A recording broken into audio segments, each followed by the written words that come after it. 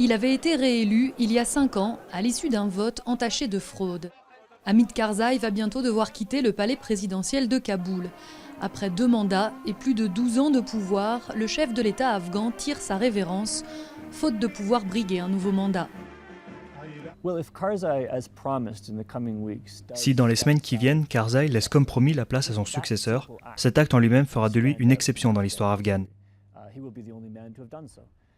Ce sera le seul homme à l'avoir fait.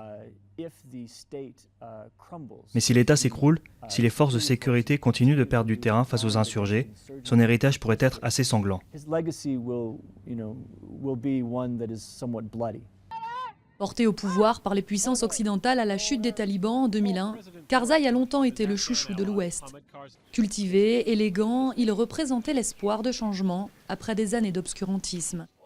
Ce Pachtoun originaire du sud afghan qui a longtemps vécu en exil au Pakistan devait alors s'attaquer à un défi immense, reconstruire un pays dévasté par la guerre. Mais la lune de miel avec l'Occident ne dure pas. Hamid Karzai ne parvient pas à lutter contre la corruption qui gangrène son pays. Et comme la situation sécuritaire ne s'améliore pas, il s'aliène peu à peu son propre peuple. Les Afghans lui reprochent un manque de crédibilité et de légitimité. Pire, il passe de plus en plus pour une marionnette à la solde de Washington. Afin de redorer son blason, Karzai multiplie donc les saillies contre les Américains, qu'il accuse notamment d'exactions contre les civils. Et il refuse toujours de signer l'accord de sécurité qui permettrait à des troupes américaines de rester sur le territoire afghan après le retrait de l'OTAN prévu fin 2014.